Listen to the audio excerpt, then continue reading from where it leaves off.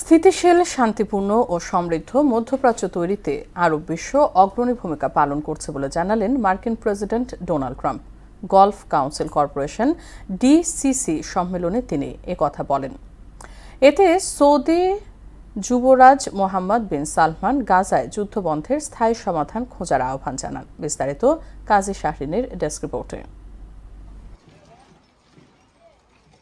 Saudi আরবের রাজধানী রিয়াদে golf council corporation GCC সদস্যদের শীর্ষ সম্মেলনে আরব নেতাদের সঙ্গে যোগ দেন মার্কিন প্রেসিডেন্ট ডোনাল্ড ট্রাম্প। আলোচনায় প্রাধান্য পায় গাজা সংকট।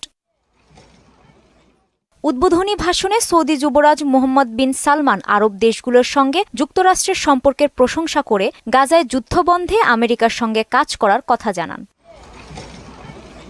মার্কিন প্রেসিডেন্ট ডোনাল্ড ট্রাম্প বলেন, উপসাগরীয় দেশগুলো একটি স্থিতিশীল, শান্তিপূর্ণ এবং সমৃদ্ধ মধ্যপ্রাচ্য তৈরির ক্ষেত্রে অগ্রণী ভূমিকা পালন করছে।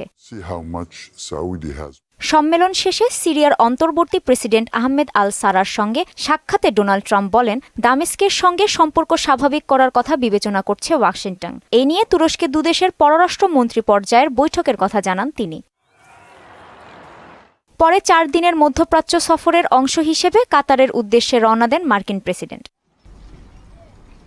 কাজী শাহরিন, মোহনা সংবাদ।